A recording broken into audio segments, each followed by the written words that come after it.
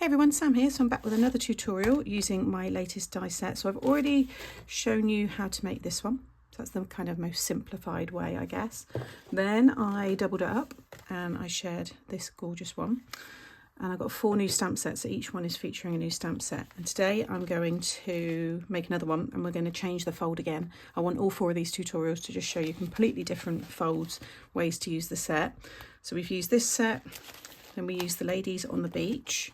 And then today I am using this wonderful one, Games Night. And then the next tutorial will be Paint the Town Red.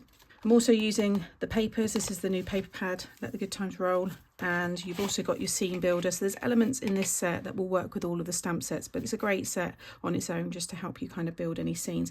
But I've taken the little pizza slice, or pizza in the box, sorry, and the console controllers, hand controllers, whatever they're called.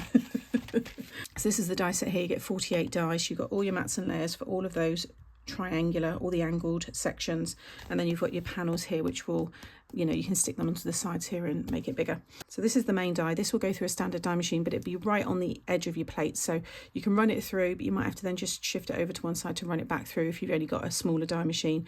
Otherwise use your A4 and you can just pass it through, no problem.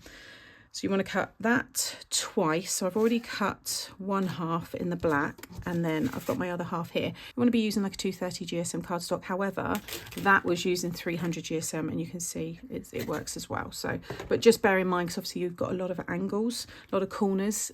300 GSM will obviously make it quite thick. So I've cut 2 of those, and then you want 2 of the largest of the rectangles.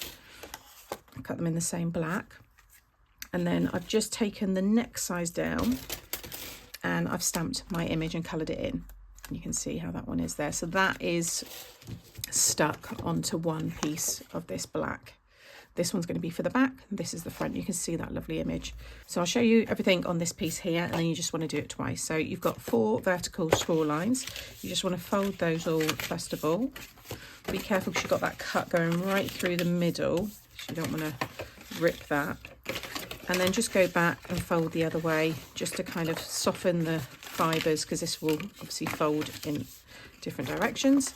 And then you've got 4 crosses like so, and you just want to fold each of them so they're mounting folds. Okay, and you'll see already you've got your shape. Now we need to add an extra score line. You might want to do the scoring and then fold it all. But you want to, where the middle, you've got the 2 big diamonds here, the point, just line that up with a track. Any one, but just make sure it's nice and straight, and then just score right the way down, making sure you're hitting the center. And then you just want to fold that in half where you've just scored it, and then if you just pinch them down like so, you can see that shape that we're getting. And you just want to start squeezing them together like this. So you've got 1, 2, 3, 4 big triangles now. I'm going to squeeze them all together and fold it in half. It gives us this really lovely side to the cards. So you want to do that twice. Okay, then I'm going to take this one. So here's the one I did earlier, and I've already stuck my pattern paper on that side as well.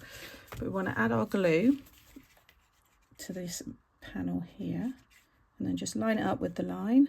Then you're going to add your glue all onto this section, and then you're going to stick this one underneath.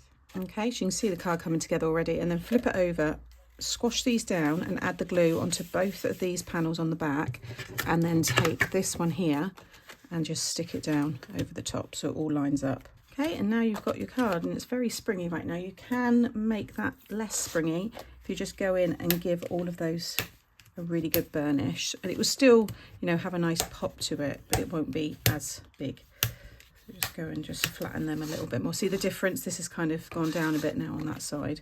And then in that set you've got mats and layers for the triangles. If you want to use these big ones here, and you can see you've got the smaller mat layers, but because I wanted to show off as much of the pattern paper as possible, I have just used the larger one, but you can see how they fit. So I've got 8 on each side. Just check your direction, because the point is facing on the left and everything's the right way up, but then on this side the point's facing the right with everything right up. So if it's directional paper, make sure you check where you're sticking this, but if it's non-directional then you can just run, you know, those through a few times. But I'm going to stick them all down, and then I've just taken from the little seam builder a few extra bits, and I thought it would be nice to maybe have, I don't know, might not use that one, but certainly the controllers, I thought they were quite nice to just pop up on some foam and maybe fill that space there. So I'm going to stick this all down and then I'll show you it finished.